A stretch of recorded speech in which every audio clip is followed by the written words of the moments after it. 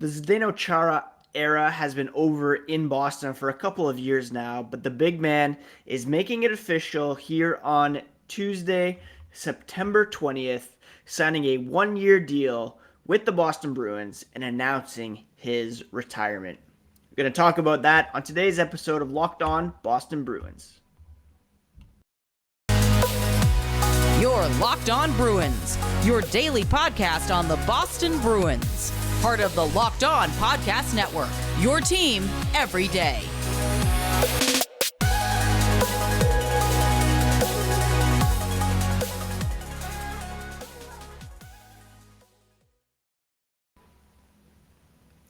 What is up, Bruins fans, and welcome back to the Locked On Boston Bruins podcast. I am your host, Ian McLaren, and this is a daily show where we discuss all things Spoked B, as well as take a look around the NHL. I want to thank you so much for making Locked On Boston Bruins part of your day every day. The podcast is free and available on all platforms, including YouTube, so please do smash that subscribe button. Search up your podcast app for Locked On Boston Bruins, as well as on YouTube, and never miss a thing. Yesterday, talked to Armando Velez of Locked On Florida Panthers. You can get some great insight into a divisional rival. Today, we're going to be discussing the retirement of Zdeno Chara. Before we get into that, a quick reminder that you can find the podcast on Twitter and Instagram at Locked NHL Bruins, and you can find me, my dad jokes, and hockey tweets at Ian C. McLaren. So the Boston Bruins have announced today, September 20th, that Zdeno Chara will sign a one-day contract with the team to officially retire from the NHL as a member of the Boston Bruins. Chara is going to hold the press conference around noon to officially sign the deal and announce his retirement. The 45-year-old has had a legendary career, most of which was played with the Boston Bruins. He led the team to the playoffs in 11 of his 14 seasons with the team, won a Stanley Cup in 2011, helped the team reach the finals again in 2013 and 2019. He ranks 6th in franchise history in games played, 3rd in points by a defenseman, behind only Ray Bourque and Bobby Orr, and 100% his jersey will be hung in the rafters, perhaps even sometime this season. Over his 24-year NHL career, he was awarded the Norris Trophy as the NHL's best defenseman in 2008, 2009. Ridiculous that he only won it one time, to be honest.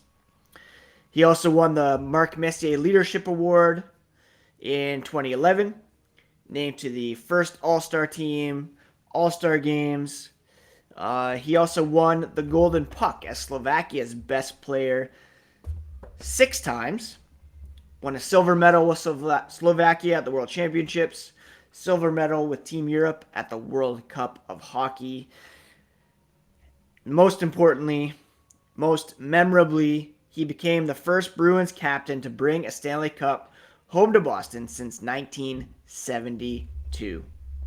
Finished his career with 18 goals, 52 assists for 70 points in 200 playoff games, and he ranks first in the NHL with 14 Game 7 appearances.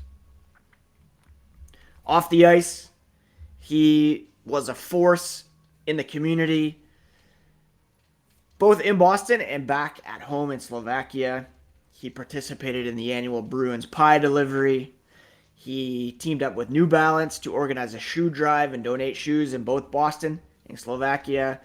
Many visits to the Children's Hospital, and he won, he was nominated for the King Clancy Award in 2019, which is given to the player who best exemplifies leadership qualities on and off the ice and has made a noteworthy humanitarian contribution in his community.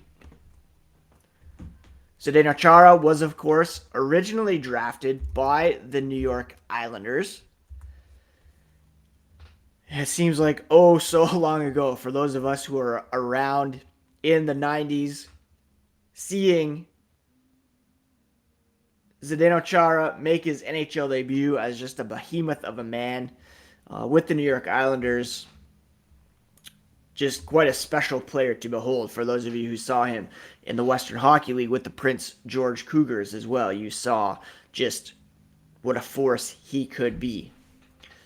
Chara was traded to the Ottawa Senators, though, during the 2001 NHL entry draft as part of a deal to acquire Alexei Yashin. Included in that trade to the Senators was the second overall pick, and the Senators used that to select Jason Spezza. So quite a deal for the Ottawa Senators. There had been a trade in place to send Chara to the Boston Bruins in exchange for Jason Allison, but Islanders nixed that deal because it would have involved Dave Scatchard, who they did not want to trade because he was good in the community. As it happened, Chara ended up signing with the Boston Bruins in 2006. The Senators had to choose between Zdeno Chara, Wade Redden. They couldn't afford both, and ultimately they let Zdeno Chara walk. And we're going to talk about that fateful day in 2006 here in a moment. But first, a quick word about BetOnline, your number one source for all pro and college football betting needs and sports info this season. Find all the latest football league developments, game matchups, news, and podcasts, including Week 3 games coming up on the weekend. BetOnline is also your continued source for all your sports wagering information, including live betting, esports, and scores. The fastest and easiest way to check in on all your favorite sports and events, including MLB, MMA, boxing, and golf. Head to the website today or use your mobile device to learn more about the trends in action at BetOnline, where the game starts. So on July 1st, 2006, the first day of free agency, Zdeno Chara, after not being re-signed by the Ottawa Senators, signed a 5-year, $37.5 million contract with the Boston Bruins. It was immediately named team captain. This was a role left vacant since Joe Thornton's trade to San Jose during the previous season. He became only the third Slovak-born NHL player to become a team captain after Peter Stastny and Stan Mikita with the Quebec Nordiques and Chicago Blackhawks, respectively. That day, of course, the Bruins also signed Marc Savard, and in one foul swoop, they added a franchise defenseman and a top center, both of whom, in their own ways, were integral to building a winning culture in Boston. We all know the sad story of Marc Savard. He wasn't healthy and able to contribute in the postseason 2011. But his presence, his impact on the Boston Bruins cannot be understated. The Bruins, at the time of the signing, were still in a bit of a building mode. And a lot of people wondered why Chara would sign with the Bruins. They were simply not very good at that time. But Chara,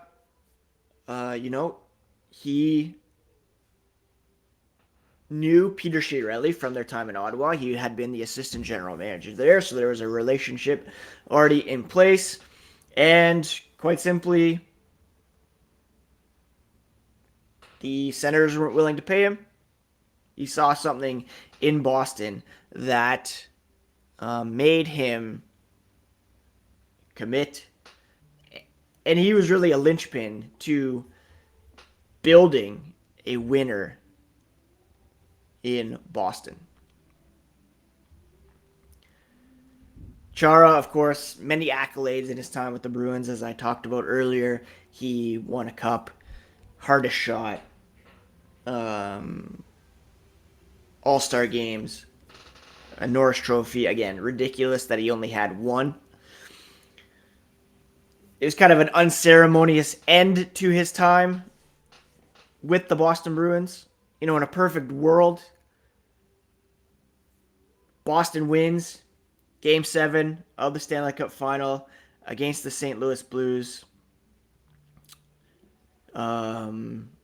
Chara's raucous ovation in Game 5 lives in infamy. And perhaps he decides to go out on top after winning a Stanley Cup. However, he came back. He was able to continue his career for a little bit with the Boston Bruins. The COVID-shortened season, the bubble. They won the President's Trophy that year, 2020. Things didn't work out in the bubble. And ultimately, Don Sweeney decided to not re-sign Zdeno Chara and elect to go for some youth on the blue line in the form of a Jeremy Lauzon, Jakobs Borrell. So Chara signed a one-year deal with the Washington Capitals. He went on to play with the New York Islanders and surpassed Chris Chelios for the record number of games played by a defenseman in the NHL, 1,652. He was named a finalist for the Bill Masterton Memorial Trophy this past season. And now, announcing his retirement here on Tuesday. It's a sad day. I mean, like I said, he hadn't been with the Bruins for a couple of years. It's fitting that he ends his career as a member of the Boston Bruins. I think we all would agree that he shouldn't have been put in a position to finish off his playing days with different teams. But he wanted to keep playing, and the Bruins didn't feel as though he was still part of their plans. I can see kind of both ways. I could see easily where he had continued playing with the Bruins, and a lot of fans would have been, why is he out there? He's not the same player. He's lost a step. Yada, yada. On the other hand, he should have been given every opportunity to play for the Boston Bruins. You want to give Jeremy Lauzon playing time, Jakobs Borrell playing time. I mean, there should always have been room for Zdeno Chara on the Boston Bruins roster. I remember that day back in 2006. I was sitting at my in-laws' house watching the first day of free agency, as anybody was, and was blown away by the fact that Zdeno Chara and Marc Savard had chosen the Boston Bruins as their next landing spots. Again, it wasn't pretty for the Bruins early on in his tenure with the team, but slowly, surely, they got better. They incorporated some younger pieces into the lineup, your Patrice Bergerons, your David Krejcis, who are still around. They didn't even qualify for the playoffs his first season. But then in year 2, they finished third in the Northeast Division, lost to the Canadiens in the quarterfinals, first round. Year 3 was the year they finished first in the Northeast, swept the Canadiens, lost to the Carolina Hurricanes in Game 7. The next year, of course, was the Philadelphia Flyers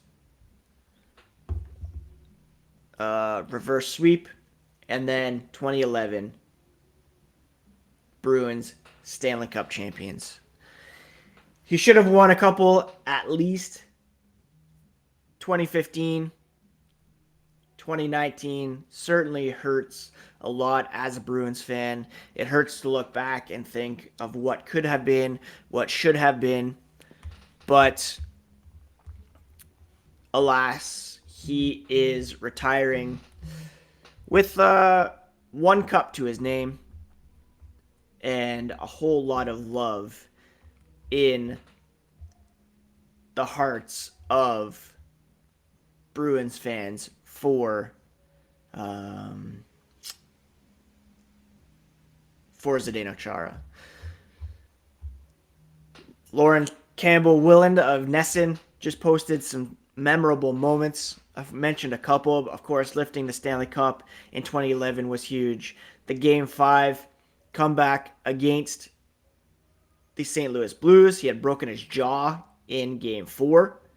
And the fact that he was able to come back and play in Game 5 was massive. Unfortunately, they didn't win that game. They didn't win Game 7 on home ice. But that moment was amazing. Chara was, on the ice for every third period goal and Bergeron's game winner in the 2013 Game 7 win against the Toronto Maple Leafs. He scored a hat trick against the Carolina Hurricanes in 2011. Of course, won the Norris Trophy in 2009. His 1500th NHL game, February 8th, 2020, was very special as well.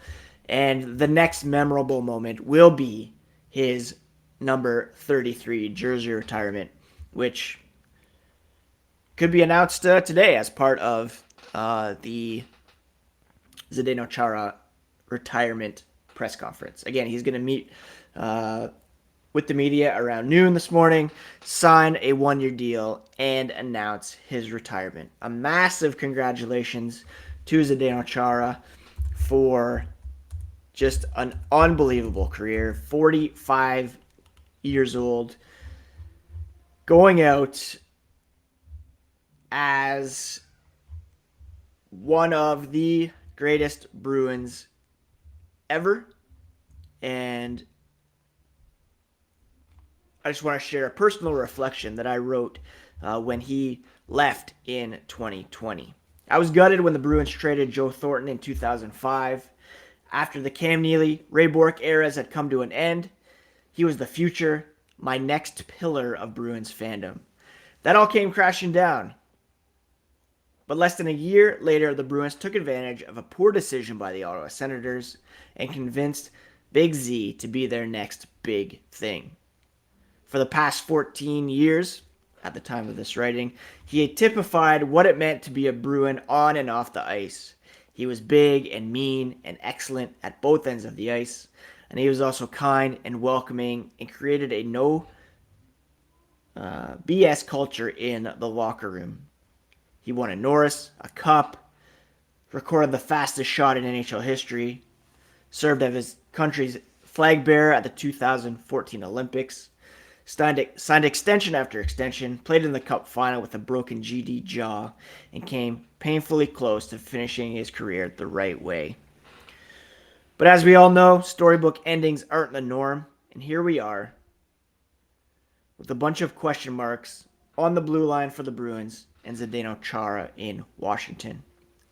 As long as he wanted to play for the Bruins, you should have let him stick around.